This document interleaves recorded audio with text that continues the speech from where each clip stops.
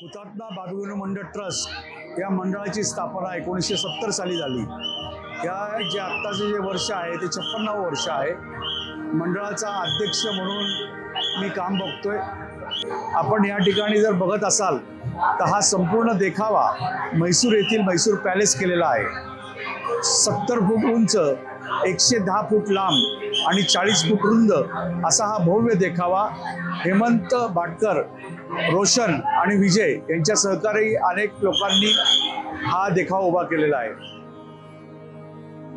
गणपती आले की एक महिना अगोदर असं नाहीये, कारण हे आपल्याला माहिती आहे की हे काम आपल्यालाच करायचं आहे। तर दरवेळेला आपल्याला नवीन काय देता येईल, तर त्यासाठी आम्ही काय करतो, हे विसर्जन झालं की डोक्यात वेगवेगळ्या कल्पना येतात की पहिलं हे करायला पाहिजे, मग ते करायला पाहिजे।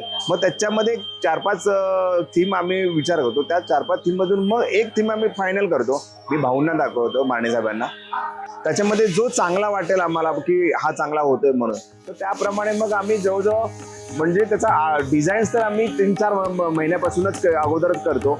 मग ते कसं होईल, त्याच्या कलर स्कीम कसे होतील, त्याचे मॉडेल्स बनवतो आम्ही। त्याच्यामध्ये मग ते बघतो की कसं वाटेल, आणि त्याच्यानंतर मग ऍक्च्युली 2 महिने अगोदर आपण त्याचे मोल्डिंग असेल, क्ले वर्क असेल, डिझाईन तर झालेलं असतं। मग ते क्ले वर्क पासून मग सगळं आपण 2 महिने अगोदर काम चालू करतोय। तर म्हैसूर पॅलेस बघितलं तर खूप मोठा आहे, आणि त्याच्यामध्ये चॅलेंज हे असतं की आपल्याकडे अवेलेबल असलेली जागा, त्या जागेमध्ये आपण जो कन्सेप्ट बनवलाय की आपण जे स्ट्रक्चर्स देणार आहोत, तर ते स्ट्रक्चर वाटलं पण पाहिजे की ते मी म्हैसूर पॅलेस बनवतो तर म्हैसूर पॅलेस वाटलं पाहिजे। म्हैसूर पॅलेस तुम्ही बघितलं तर वाईट खूप मोठा पॅलेस आहे, पण त्याचे जर तुम्ही ह्या देखाव्यामध्ये बघितलं, त्याचा जो दिवाने आम आहे, दिवाने खास आहे, त्याचे एक्सटेरियर आहेत। तर एक्सटेरियर करताना मी एक्सटेरियरचे एलिमेंट्स घेतलेत। त्याच्यामध्ये तुम्ही त्याचे डोम्स बघाल, त्याचे डोम्स थोडे वाईड आहेत, पण मी कसे ते जवळ आणून की आपल्या असलेल्या जागेमध्ये की ते कसं बसेल, की ते म्हैसूर पॅलेस पण वाटलं पाहिजे, ते चांगलं सूट पण झालं पाहिजे। त्याच्यामुळे मी ते करताना बाहेर एक्सटेरियरचं त्यांचे डोम्स आणि ते त्यांचे पॅनल्स आणि ते बघितले, आणि आतमध्ये करताना मी त्यांचा दिवाने खास आहे, तो दिवाने खासचे ते एलिमेंट्स आहेत, कॉलम्स आहेत, त्याचे आर्चेस आहेत, तर ते मोटिव्स घेऊन मी आतमधला सेट डिझाईन केला। आणि इथे कसं आहे ना, हे मार्केट प्लेस असल्यामुळे ना इथे फार वेळ मिळत नाही काम करायला, म्हणून हे जे तुम्हाला दिसतंय बऱ्याचशा गोष्टी, हे सगळे आम्ही आमच्या गोडाऊन मध्ये बनवले जातात, आणि इथे येऊन मग आम्ही असेंबल करतो। 3 महिने परिश्रम करून इंडी स्टुडिओ मध्ये हा देखावा ते करत होते, आणि ह्या ठिकाणी असेंबल करून त्यांनी तो संपूर्ण 1 ते 1.5 महिन्यामध्ये पूर्ण केलेला आहे। हा संपूर्ण देखावा जर आपण बघितला तर म्हैसूर पॅलेसचा हुबेहूब प्रतिकृती या ठिकाणी केलेली आहे।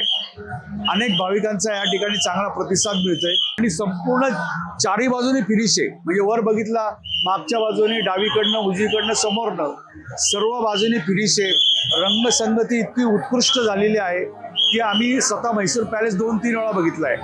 तो म्हैसूर पॅलेस मोठा आहे, म्हणजे त्याचा फ्रंट 200 फूट असेल, तो 40 फुटात बसवणं शक्य नाही, म्हणून एक मधला पीस घेतलाय की जो अतिशय सुंदर आहे।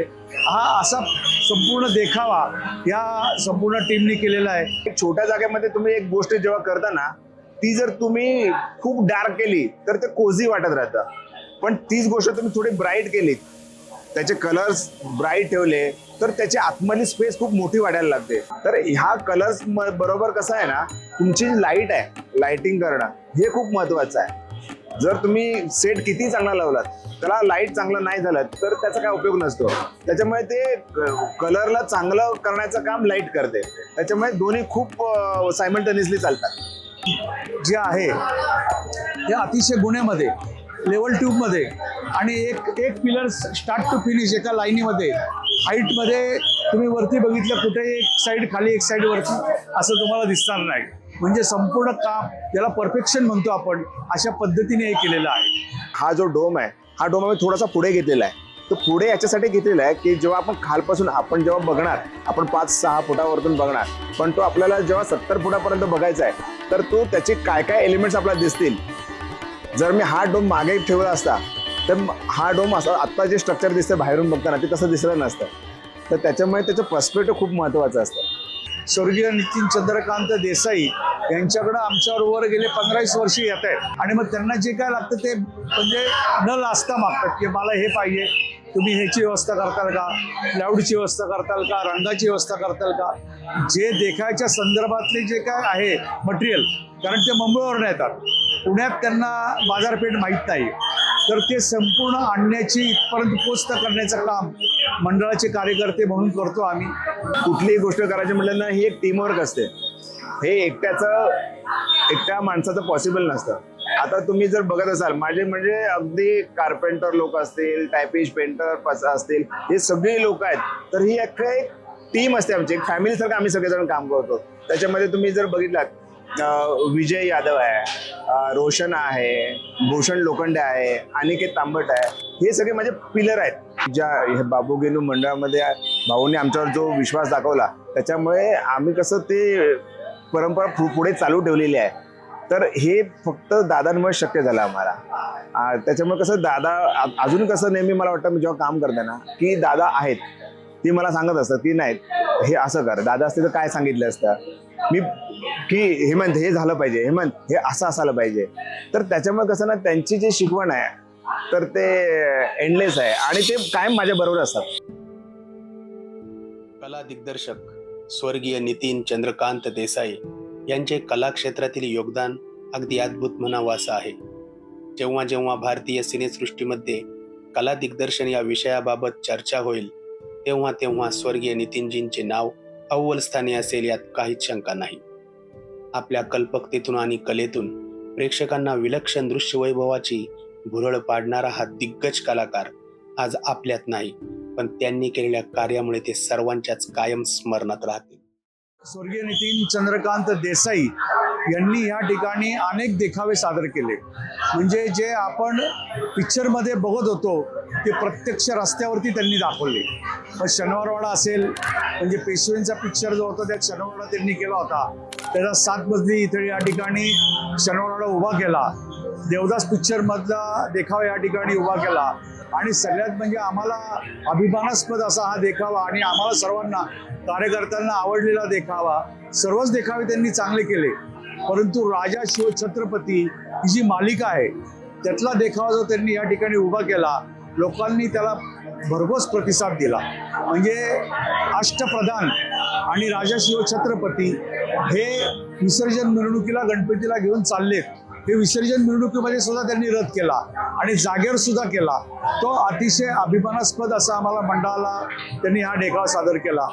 त्यावेळेला ती सिरियल करणं खूप मोठं शिवधनुष्य होतं ते.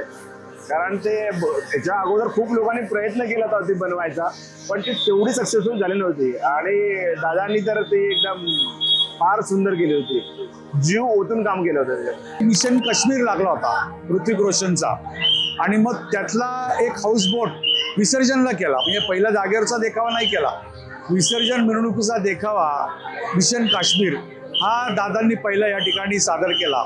अतिशय सुंदर अशी हाऊसबोट केली होती आणि हुबेहूब हाऊसबोट, म्हणजे तिथं कुठेही तुम्हाला हाऊसबोट शिवाय काय दिसत नव्हतं. आणि त्याच्यावर गणपती बाप्पा हे बसलेले होते. हाच देखावा त्यांनी सुरुवात केली.